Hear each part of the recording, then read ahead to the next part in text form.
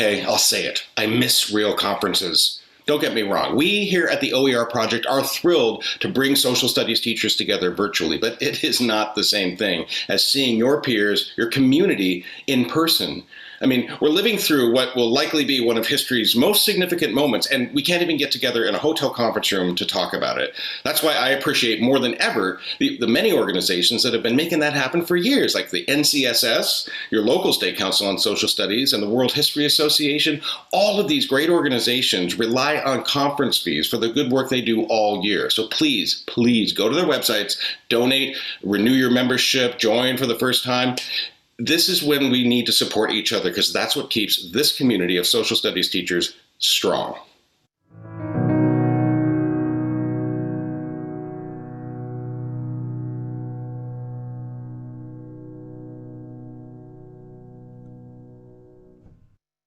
Hello, everyone. It's time for our second live discussion of the day, and I'm really excited to narrate the whole thing with my commentary. What's that? I'm being told this is actually the live discussion on the power of narrative, which is arguably much better. Social studies has a complex relationship with the concept of narrative. On one hand, in K through 12 education, we often stress a list of skills and competencies that seem almost narrative free. On the other hand, our students and we ourselves naturally sort evidence into narratives, because who doesn't love a good story? These narratives help shape the way we make meaning of the world around us, but narratives can mislead us as well as guide us. There's a lot to unpack when it comes to narrative, so I'm excited to dive in and introduce our panel for today. Our live discussion moderator is Audra Dipte. Audra is an associate professor in the Department of History at Carleton University in Canada and the managing director of the History Watch Project. Her research has been supported by fellowships at the Rockefeller Foundation's Bellagio Center in Italy and Yale University's Gilder Lehrman Center for the Study of Slavery. She has also held the post of invited professor at the University of Sorbonne Nouvelle, Paris 3. Joining Audra are Jen Rydell and Shanna Brown. Jen has taught social studies for 23 years in civics, US history, and law-related education. She currently teaches at Options High School, an alternative public high school in Bellingham, Washington, serving students who need a non-traditional approach to learning. She served as the 2019-2020 Teacher in Residence at the Library of Congress and is a James Madison Memorial Fellow. Shanna, a descendant of the Yakama Nation and Muckleshoot tribe, has taught since 1991, written native curriculum for the states of Oregon and Washington, National Park Service, and the Smithsonian's National Museum of the American Indian, among others. Recognized as a 2016 Great Educator by President Obama, she contributed a chapter to narrowing the achievement gap for Native American students. Currently, she teaches at Robert Eagle Staff Middle School and is Chief Native Curriculum Developer for Seattle Public Schools. Thank you all so much for joining us today. Audra, I'll turn it over to you. Oh, thank you so much for that very, very kind introduction, I have to say. And I'm really, really delighted to be here with Jen and Shanna and to be part of a really a discussion on a really, really important topic. And of course, to be here with two fellow educators who are so very committed and talented. So I'm certain that we're going to have a really, really interesting conversation today. And I thought what we would do, and I'd start with a general question directed to both of you, is talk a little bit about one of the challenges that I feel all educators face in the classroom right now, as we deal with, try to introduce our students to this subject, to the discipline of history, or it's something that we have to deal with in social science more generally, in social studies more generally. And that has to do with how we introduce our students and make them aware of narrative. So one of the challenges I face in my class, in my world history class, I usually have students coming in at the age of 16 or 17, and they come either with ideas about the past that they believe to be the truth. They have the truth, is that this is, you know, of course I'm using these in quotes, and or they come looking to me to give them the historical truth. tell me, Professor Dipte, what is the truth? What happened? Why hasn't anyone told me this before? Or why are you ignoring this part of the past? Why are you not giving me the truth, Professor Dipte? How do you get your students? Do you have particular strategies? I'll start with you, Jen. Do you have particular strategies that you use to get your students to make that mental shift from thinking that there is a historical truth that's concrete that they can grab onto, to understanding that what they believe to be the truth is in fact an interpretation, and that these interpretations are up for debate and reflect particular perspectives? Jen? Well, there's a lot of things I like to do, but one of the things I've done, and this is not, I did not create this, I take no credit for being this original, but at the beginning of mainly US history classes and sometimes world, I've asked students, like I'm sure many educators have, to detail their recollection of a particular event. Sometimes I've created the event. I've had a teacher run in the classroom and throw a pie plate of whipped cream at me, and then the kids have to detail what happened. And of course, everybody's account is different because of their perspective and the lens, and frankly, the narrative they walk into the classroom with. I've asked them to do it more broadly with, and if I do this year remotely, I want to be sensitive to people's varying experiences with COVID in our students' lives. But I asked them to detail an event that they all would have gone through, and they write it down and they submit it. And then I'm strategically saying, oh, I'm sorry, a fourth of these accounts that were written were destroyed in the fire that happened. And then I might take the other fourth and throw them in a bucket of water. There was a flood. We don't know what happened. And then the next fourth is these are really do not coincide with the official account of history. And so, or they're not in a language that we understand. And then I've strategically chosen a real variety of, usually some on the ends of the spectrum, accounts of what's occurred. And I'll say to kids, well, this must be history. This must be the truth. And I read it and they'll say, that wasn't my experience. I said, well, somebody's experience. And it's a really nice launching point, in addition to using variety of primary sources with different angles and different perspectives throughout the year. But it's been a really effective thing to do in the beginning of a course, because it automatically puts kids, and it can be uncomfortable and they're angry that you've just ruined their account, but they say, oh, so really what I think is the truth could be the product of a lot of other forces that don't necessarily mean this was the experience of all.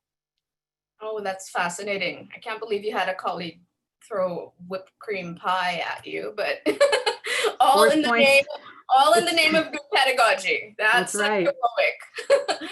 Shanna, did you have a particular strategies you employed, or techniques, or things that you really wanted to convey to your students? Yeah, I do actually.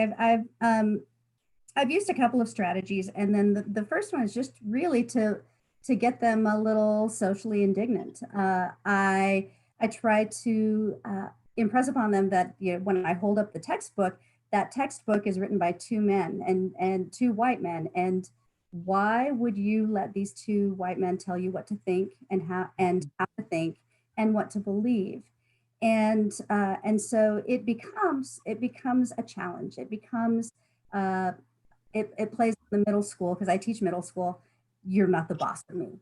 So when they approach the textbook as an authority that needs to be challenged, then I think that really prepares us for our first unit, which is, what does it mean to be a historian, and taking a look at those various perspectives, those contradicting perspectives, not whipped cream in the face or anything like that, but really taking a look at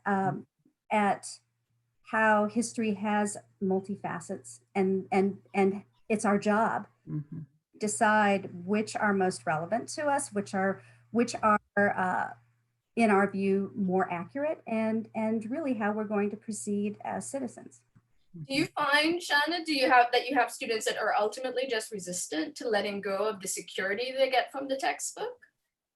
I think I do, because the textbook is really predictable, and I'm really not predictable when in the classroom. And so they do, because even after an exercise where we challenge the Bering Strait theory and we really debunk it, and I hold up our textbook that really presents it as fact, I ask, you know, which source are you more likely to believe? And more times than not, it's still the flippant textbook. So there is something about that piece of curriculum that really, in their eyes, is the authority, and so it's still an uphill climb. Yeah, I get that. I completely get that. That business of getting them to question authority and the amount of confidence that they put in the written word.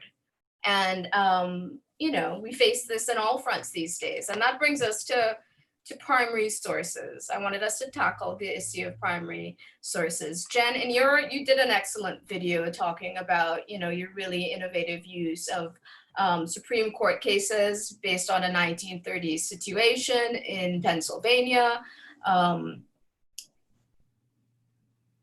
the way you incorporated that into the classroom. So I guess I would ask you, for the same reasons that Shanna pointed out, that students just love to believe what they read, right? And, they're not alone on the planet. The young people aren't the only ones that do this. But do you have difficulty in getting your students to look at these documents critically? Or do they just say, well, this document said X, therefore it must have been X? And then also keeping with the theme of narratives, in what ways do you get your students to understand that those stories that are told in those documents are in fact a narrative produced by someone else or a group of people or what have you? Well, I think systemically, and I think most educators worth their salt are going to agree with this, for somewhere along the line, we've done a real disservice to students from young ages onward and suggested that their A is a truth and it's in a book. So, and that's actually, that's not a very difficult type of learning style. What we're asking them to do in unpack and debunk narratives and hold them up to the light and scrutinize them takes a lot of critical thinking. And if systemically we have not been training kids and giving them the time and the space and skills to do that, when you suddenly say, by the way, we're not doing, like, I don't have a textbook. I've never used a textbook for teaching history. As a result, it's a lot of work on my end to try to find relevant and what I think are appropriate materials to push kids forward. So I think that's one of the things that we have to consider, is that when they default to this, well, the textbook is true, we've somewhat taught them that. And it's also a lower level of a thinking strategy. And so we have to be deliberate as educators of giving them time and space to practice critical thinking and to fall forward in it. They might analyze a primary source and come with a bizarre conclusion, but they're using those critical thinking skills. To your point about using primary sources to construct a narrative, I think that's really the bread and butter of what our history classes and social studies classes should be doing. But this idea that each primary source has its own narrative, that's a nuance that takes deliberate teaching strategy, I think, with kids, but for them to think about, wow, this source not only reveals this that might add or refute to an unfolding narrative, it also is telling another story. And if you'll indulge me, I want to read a primary source document from Rosa Parks. So as I spent the year at the Library of Congress, one of the collections I dug deeply into in preparing for teacher training was Rosa Parks's papers. And if anyone out there has not spent time looking at them, please do. It's worth your time. And she wrote on everything. She wrote on the back of envelopes, on receipts, and on the back of calendars. And she wrote things that we're not used to hearing and seeing from Rosa Parks. And as much as there's an effort now to expand her and give her her agency, and even in saying that sounds wrong, give her agency, but depict that she is this complex soul. There's this document that I came across that really spoke to me. And I don't know the date she wrote it, sometime in the early 50s. And she says, treading the tightrope of Jim Crow from birth to death, from almost our first knowledge of life to our last conscious thought, from the cradle to the grave, is a major mental acrobatic feat. It takes a noble soul to plumb this line. There is always a line of some kind, color line, hanging, rope, tightrope. To me, it seems that we are puppets on the string of the white man's hands. They say we must be segregated from them by the color line, yet they pull the strings and we perform to their satisfaction or suffer the consequence if we get out of line. This document to me is telling a narrative that prior to encountering it, I had never read or nor heard these words of Rosa Parks. And I think it's very powerful for students to see that these documents tell stories themselves, and they add to larger stories. And how we construct those stories are human endeavors. These are not handed down on high. These are things that we construct for good, bad, and ugly. You know, you talk about Rosa Parks as being a complex individual. I mean, you certainly as an educator, you knew that. You just found evidence that really complicated this, the vision you had of her. But this takes up on something that Shanna said in her video, where she quoted, I think it was a Professor Doyle from the University of Leeds, an Africanist, where he talked about one of the problems we have with historical narratives right now is that it doesn't complexify the way it's supposed to. One of the things I heard when I was in grad school, one of my professors said to me was that, you know, the job of history is to make things that seem simple, complex. It's supposed to make people sit there and think, oh my God, it's not just black and white. Shanna, did you want to speak to that a little bit? Well, yeah, I think in my neck of the woods in Washington State, we have a lot of tribes. 29 of them are federally recognized, and so each of them has their own distinct histories, and so and those histories are the narratives, their accounts of what has happened in their territory at any given time, and so those often conflict. They conflict in the past. They conflict right now in the present when we're taking a look at interpretations of treaties, not only tribes to the state and federal governments, local governments, but among tribes themselves, and having those conflicts.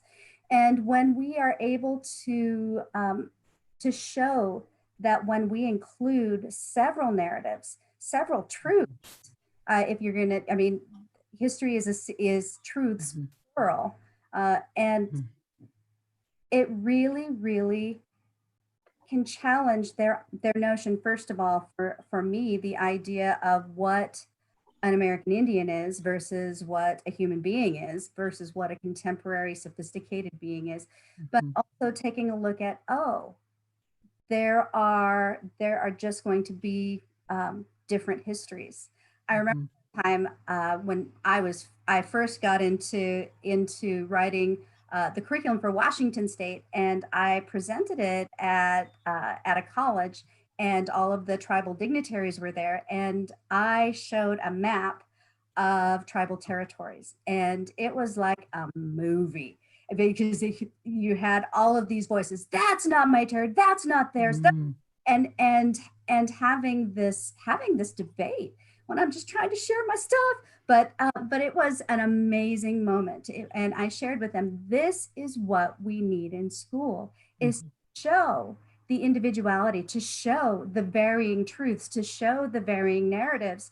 And we can only do that when we bring those perspectives in, those oral histories in. And so the real challenge then is for students to see what somebody's auntie said as valid. And so that becomes the challenge when I'm teaching about Native history, or when I'm talking about, even what's happened to me and my family. It's still sometimes difficult for students to actually believe that is history. Well, that links into a question that we have from someone that's watching the video, where they ask, how do you deal with the challenge of having students? You're going to have students, different perspectives, different interpretations, different beliefs. They're coming from different places, and some students are going to find it easy to accept one interpretation, one narrative, and another student's not going to. And how do you deal with conflicts that might offend some students and actually, cause them some level of trauma perhaps, or what have you? Like, in what way do we navigate these kind of complex teaching situations? Jen or Shanna, either of you. Shanna, you can start. All right, thanks. One of the things that's really important is that you don't introduce these perspectives cold. You can't. You also have to have a very clear idea of who your students are. You also have to have developed a relationship with every single one of your students. And so when you are presenting perspectives that contradict each other, or that might be hurtful or sound hurtful, you need to do so with the class's agreement and the class's parameters. One of the things that I do is how do we talk about race? How are we going to be talking about race and racism and racial issues, not only in this classroom, in this building, in this community, but all around us? What are we going to do? How are we going to behave as a community? And so when that work is done, the notion that someone is hurt, that's definitely possible, but we've created an area of safety for them to be able to risk, because what we're doing is risking. And then also giving, those perspectives that you're introducing, the students who would most identify with those perspectives, definitely give them a heads up. This is what I'm going to be presenting tomorrow or next week. What do you think about that? Because you might have some better ideas. Oftentimes students do, or they might say, you know what, that's really problematic, and then we can adjust. And further builds that identity safety within the classroom. Yeah. So that's something I think that is vital in all classrooms, in all disciplines, specifically when we're taking a look at historical narratives that are hurtful and can be really emotionally charged. Yeah. I teach at the university level at Carleton University. So my students are they're older, arguably more mature. So I take the position, I tell my students, this may not work at lower level, but I just say, we are here to discuss ideas. These are ideas, and we may not agree with them, but we're going to debate them, because this is my job. My job is to teach you to interrogate your own ideas, other people's ideas. And so these are ideas. Our ideas are not us. Right. These are thoughts that we're testing. That goes well sometimes, but it also, these are people that are 19 or 20 or that kind of thing. So I'm not sure that I would dare to say that in middle school or maybe even high school, but I do use that in the classroom, because I do want students who have ideas that are opposed to have a conversation. I really want them, and I want them to learn to engage, and I want them to learn to question their own assumptions. You know what I mean? So it's a really dangerous tightrope to walk sometimes, but it's just something that I employ. Jen, what kind of tactics did you have in mind? Well, I think Shannon nailed it on the head, in the sense that the number one thing, a teacher has no business running these hard conversations, or ones that can be charged, without developing relationships with students, both instructor to students and student to student. So I think that's a precursor. You're better off not having those conversations if you haven't done that work. But assuming you've done that work, I think the person that is advocating a potentially hurtful interpretation of primary sources or a narrative, I think one of the things we can do as educators is go back to, okay, you've made a claim. How does the what we have in front of us, evidence, primary sources, secondary analysis, how does that support that? And then go back to, we can do a couple things here where I think you can cultivate and practice skills for kids and help them practice skills with historical thinking skills. So they're advocating something that maybe we know is not historically supported, but they're saying, I'm pulling this out of the source. Okay, can you corroborate that with other sources? What do we know contextually of the time period? Have you looked at the silences in what you're pulling your ideas from? Whose voices aren't represented? And then the other thing I think that we need to think about is that these type of conversations, we cannot expect our kids to go and be these civil, engaged members of society when we don't practice those hard conversations in the classes. We suddenly expect them to go vote and have political conversations. Then we're shocked when they're screaming expletives at one another, whether it be digitally or face to face. And so we have in this moment, we have the ability to practice. And when I say civil discourse, I'm not talking about whitewashing truth and hard and ugliness.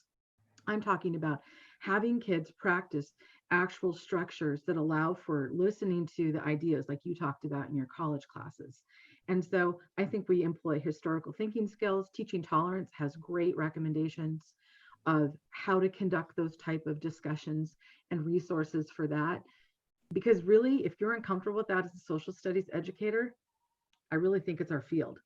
And we have a moment in time now that our nation's screaming for to have people understand the complexity of history, be able to speak about it, and think about how to move forward. And I think you can have those conversations with kids, middle school, all the way upward, and actually for upper elementary and age appropriately with elementary kids too. But we have to do the hard work as the educator to figure out those strategies and those relationship building. Yeah, excellent. You actually just tackled another question that came in, which was pretty much techniques for handling these hard conversations and that kind of thing. I wanted to pivot a little bit. I'm going to direct this to Shanna to talk about something that Jen, you just hinted at, which were silences in the historical record. So, you know, one of the things not just I, but historians that are working on decolonization or former British colonies have had to confront is the remarkably tragic if you're a professional historian, but the remarkable story of Operation Legacy, which was something that was implemented between the 1950s right until the 1970s.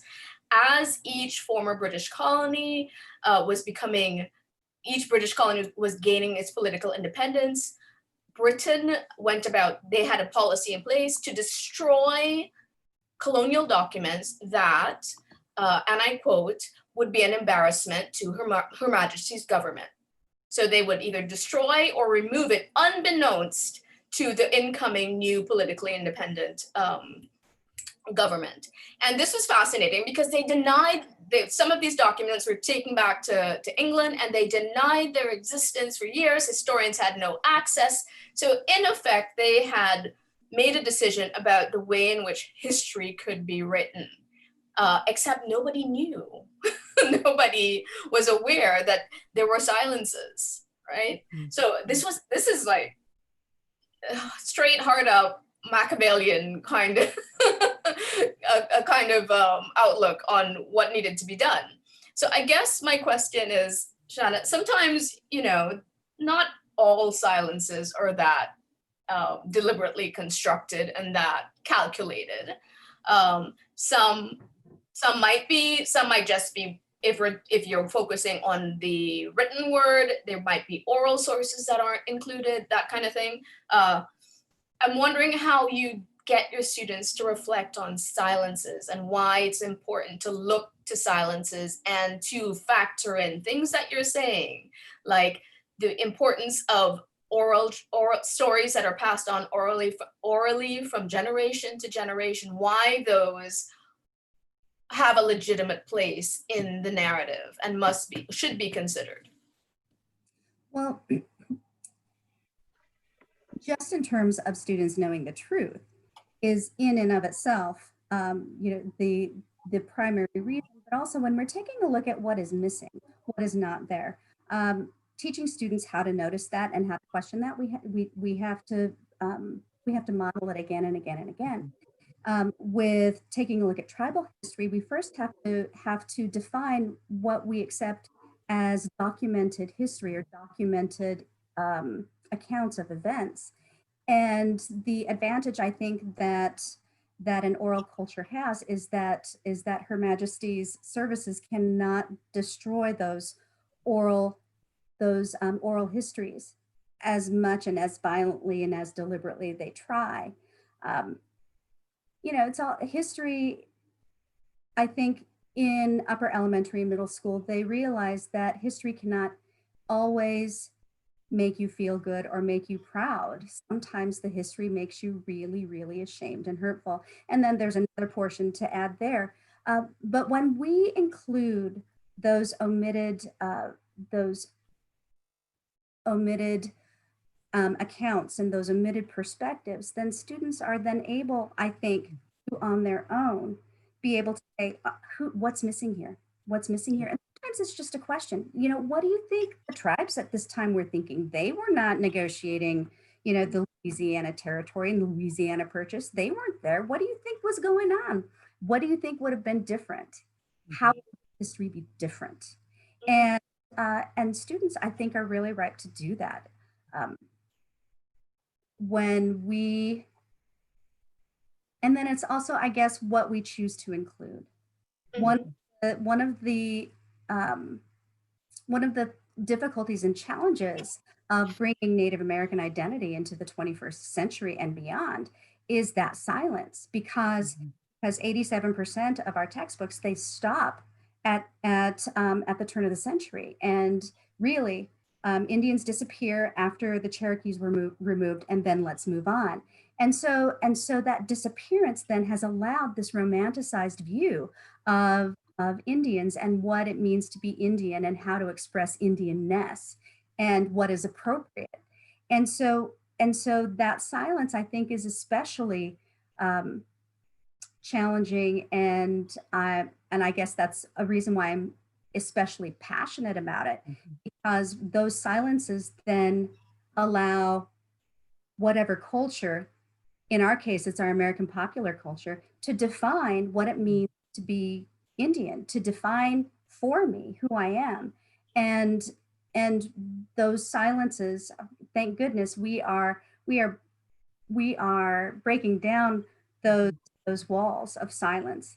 I think that omission, the impact of the omission, is every bit as important for students to explore and tackle and challenge.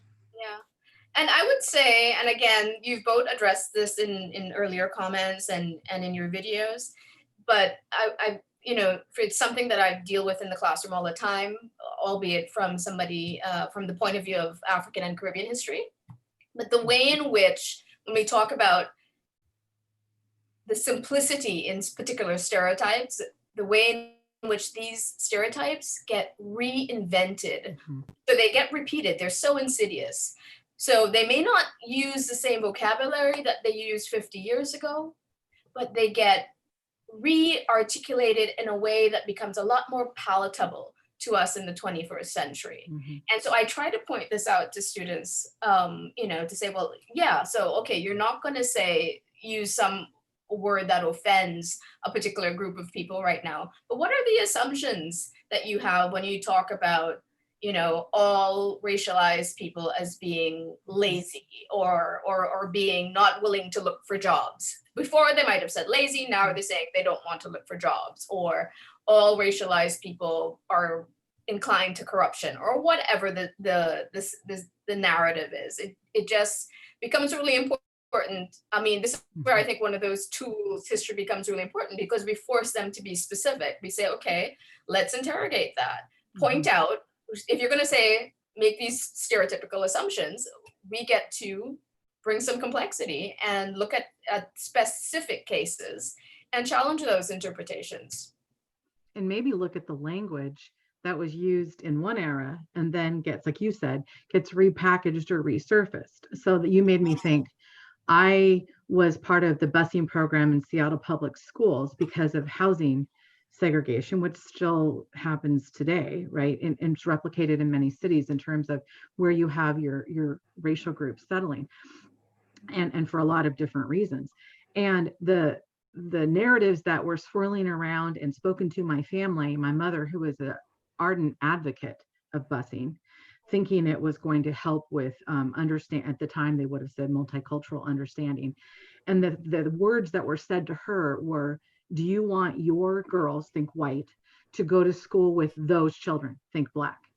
And now that type of narrative, if you had gone back, so that was 1980, if you'd gone back 50 years, 40 years, it was the same narrative, but used of different words.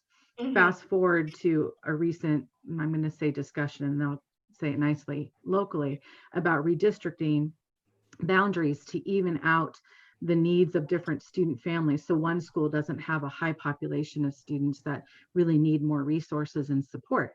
And the codes this time and the narratives were, oh, if we do that, will that bring down our property values? And really all you needed to add was, and have our kids go to school with those kids. Will it bring down test scores? And I think that when we look at narratives, there's probably only so many narratives that exist, right? There's only supposed to be like 7 total stories in the world, something to that effect. And someone's going to Google this and say that I'm off my rocker. But this idea that it just gets historically in different time periods, the tropes, the metaphors that are used about people and about concepts, they change. And if we know historically how they were used in the past, we can identify them, particularly when they're being used to, I think like Shanna's video, that relegate a whole group of people and leave them in a historical time and don't allow them their own agency to move forward and to find their culture in different time and space. And so to help kids say, whoa, what are you hearing now? What was said 30, 40 years ago? What was written in those newspapers? What was said in film or depicted in art? I think that could be really powerful but that's nuanced. We have to be practicing that with kids to get to that point.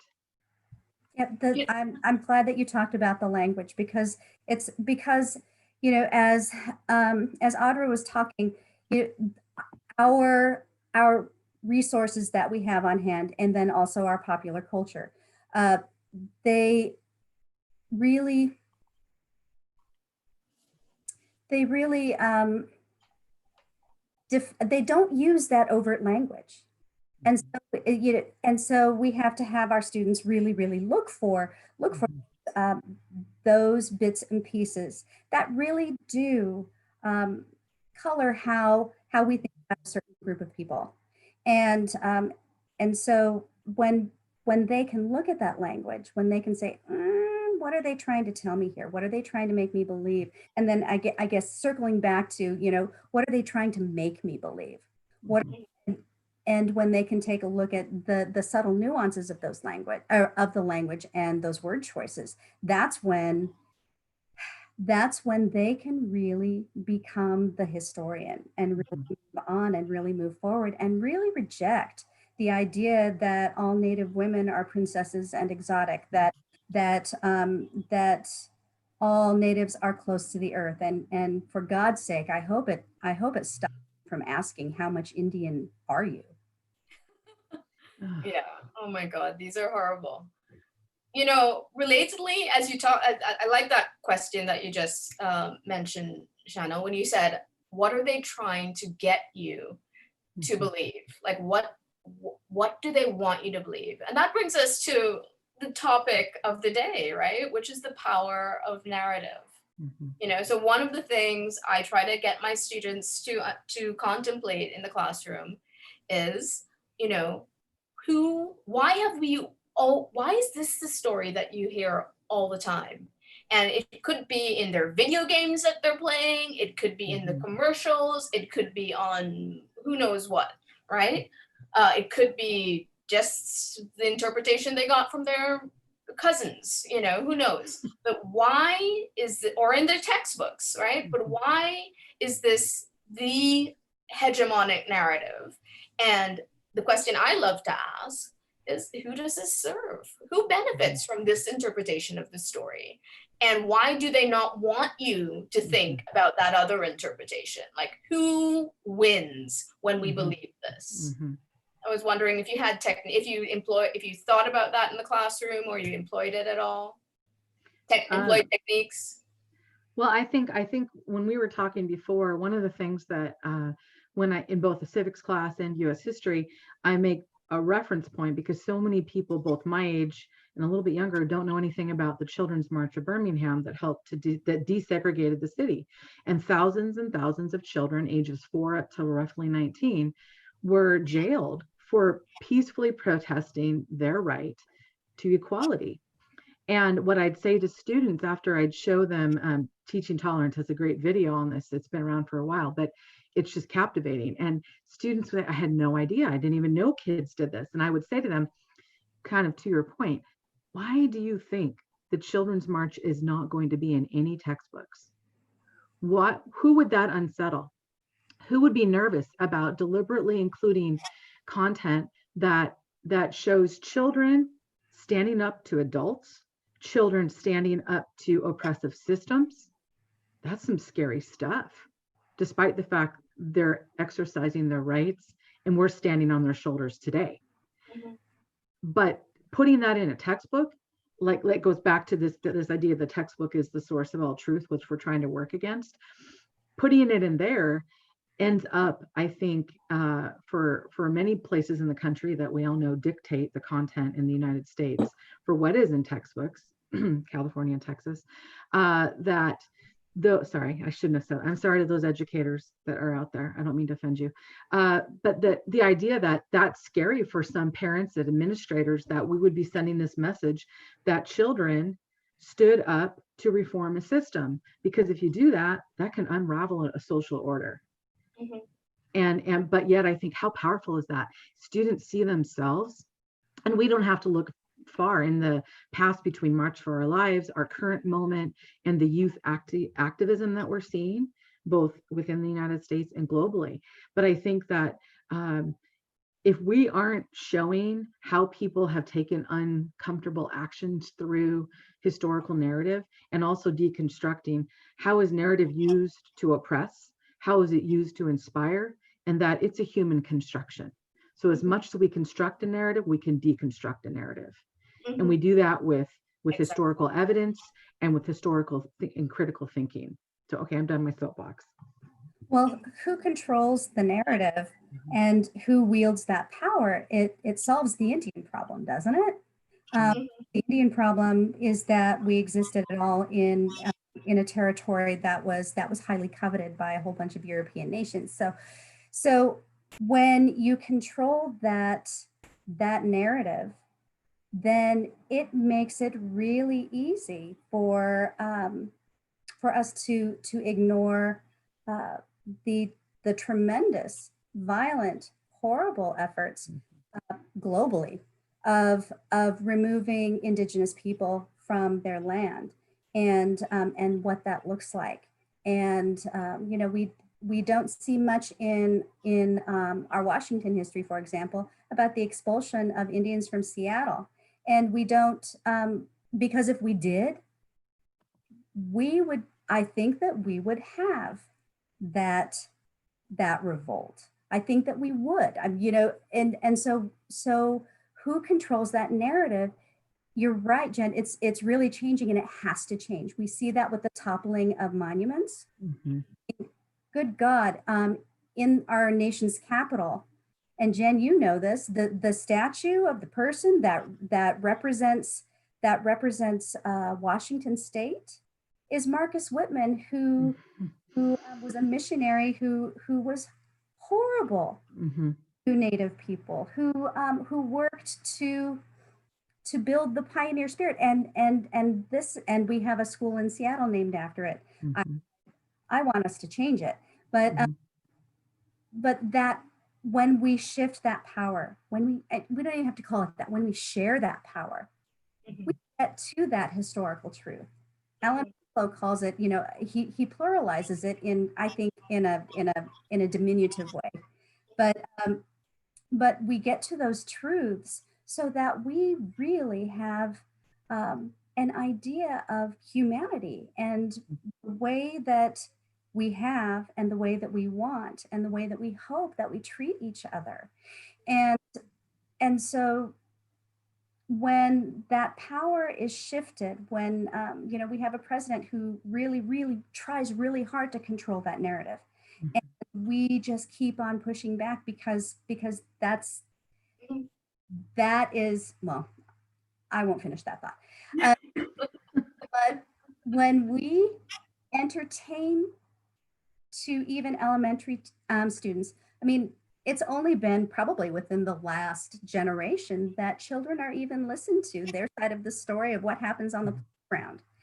And so when we give them voice, when we give these people voice, when it brings agency, it brings into the present and the future, at least for Native people, to be able to say, you know what, you tried everything to eliminate us, to solve the Indian problem through cultural genocide, through physical genocide, through propaganda, and through popular culture, to really show us as a once proud people that is now disappeared and extinct.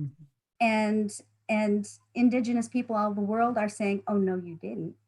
I mean, we're seeing that, and we're seeing, as my friend Gail Morris says, we're gathering our power, and we do that through speaking our truths, through speaking those various truths, and making history more complicated, as Dr. Doyle was talking about, because that is history.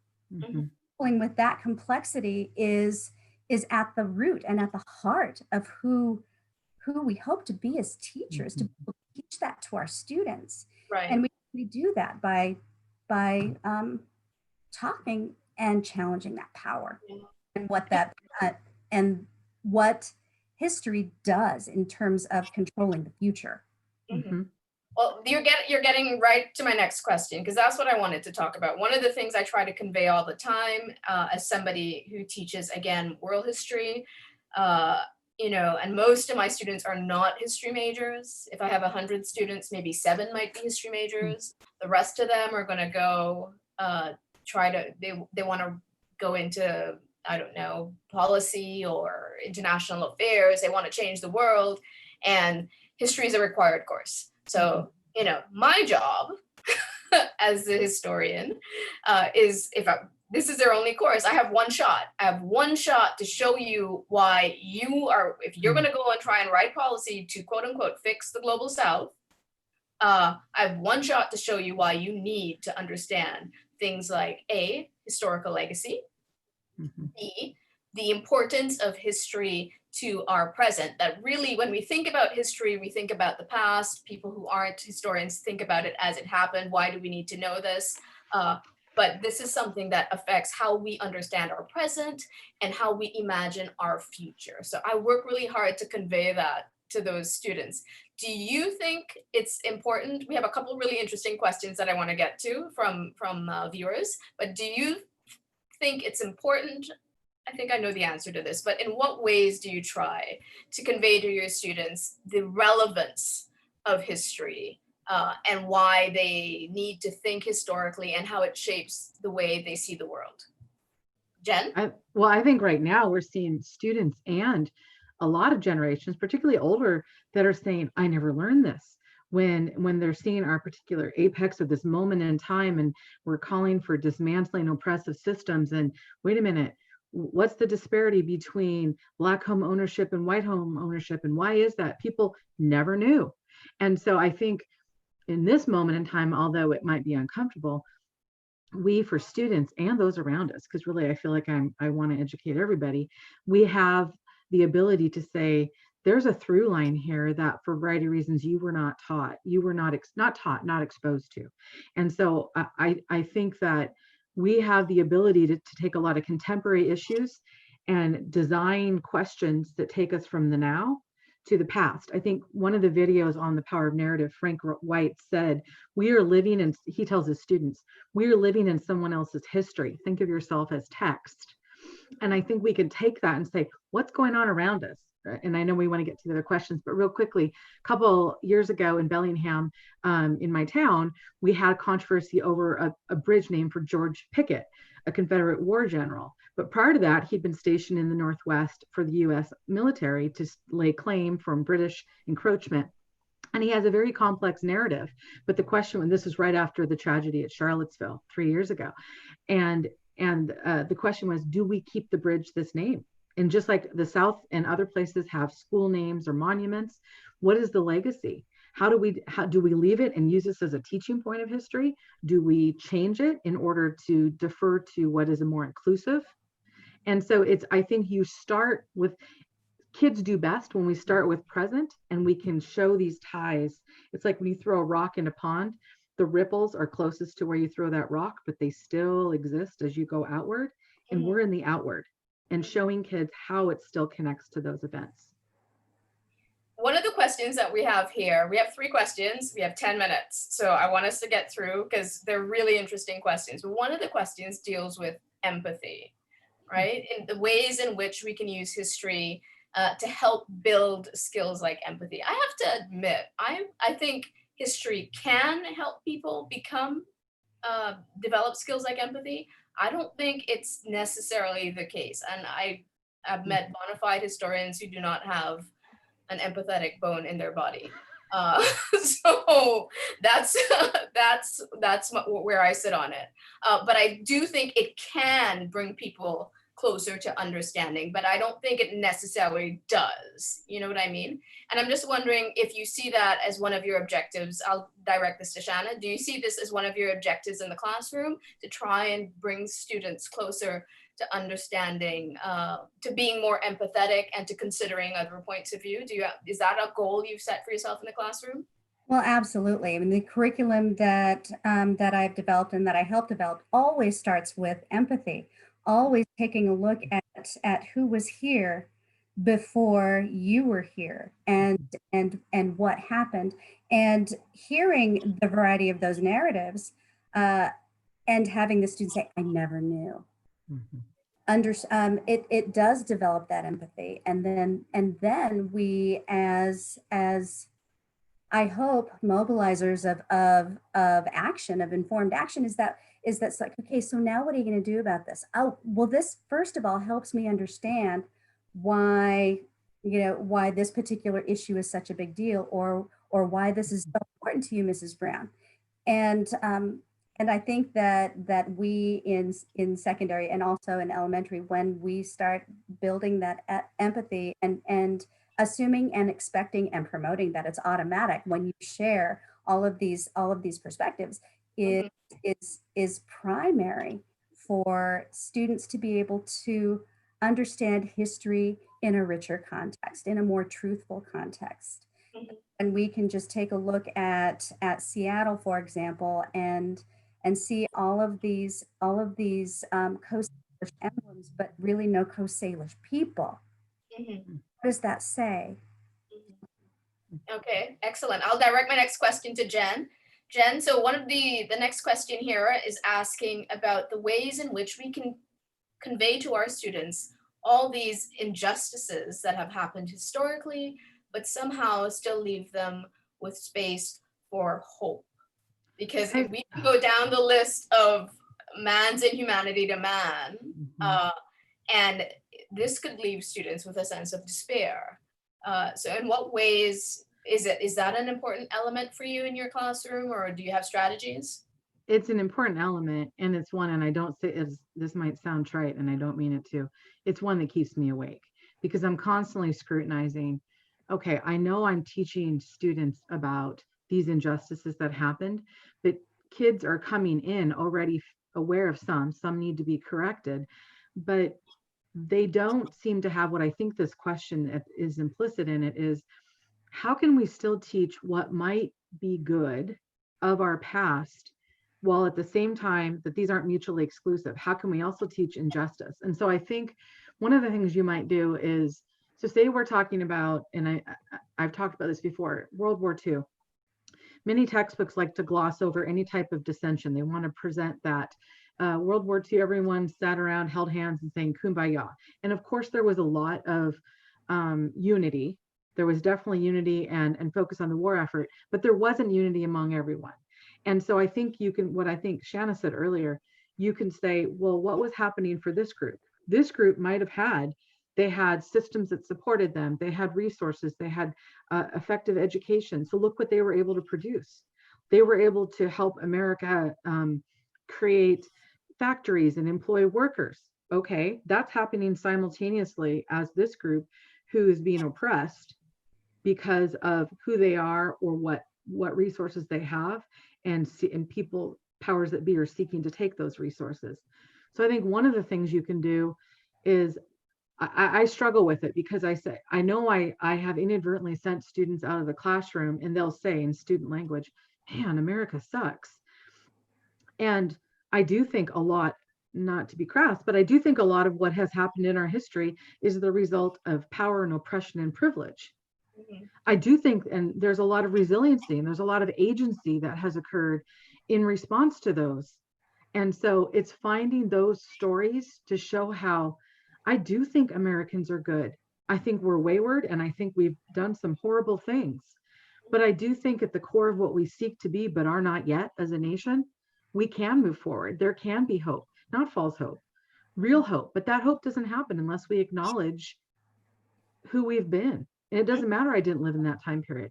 I need to acknowledge my part in redlining. I need to acknowledge my part in not just land acknowledgements of tribal lands, but what does it mean? What did that mean to my tribal neighbors? And I don't have the answers, but I don't think, unfortunately, to the person that asked the question, I think it's a great question. I think there's a lot of ways to answer it, but it's very complex, and teachers need support. Shanna, go for it. I think the flip side of that resiliency coin that you're talking about, Jen, is where we tend to stop, where history tends to stop. We tend to teach all of the, as my son's U.S. history said, all of the ugly history. Well, that's the only history he taught. He did not teach about the resiliency. We teach American history from a colonial context. We define our people of color by how they have been treated by the colonizer. And so when we can have our history on our own terms, and then also say, here were the resistors, here were the people. I mean, what I was talking about earlier, tried to so systematically destroy Native people. And guess what? He didn't go away. And so when we give students hope, we're like, you know what? Native people are still here. They're getting stronger. They are an integral part of our society, no matter which society you live. And quite frankly, we kick ass. And when students can see that, then that's the hope. And I think that's the fire in the belly that we can. Well, I think hope is a wonderful note to end on. I think this hour flew by. I don't know how we did it. I can't believe it's been an hour. So I would just like to say thank you to our audience for giving us such great questions. It made the job so much easier. And thank you to my awesome guest, to my awesome co-panelists here. And thank you, Maheen. Oh, I thank you. I just want to echo and say thank you as well, Audra, Jen, and Shanna. Such a robust and informative conversation. Something that really struck me was the idea of letting go of the security of the textbook, as you all very aptly put it, how it's clearly worth the effort in understanding the power of narrative. We really appreciate you all joining us today. Thank you. Thank you. With that, we have one session left here on day one of the OER Conference for Social Studies. Our live discussion focused on the Designing Inquiry track is up next at 1:30 Pacific, 4:30 Eastern. Designing engaging and intentional instruction for our students has never been more important. Our next group of live discussion participants will explore the why and how of designing inquiry in the classroom. See you very soon.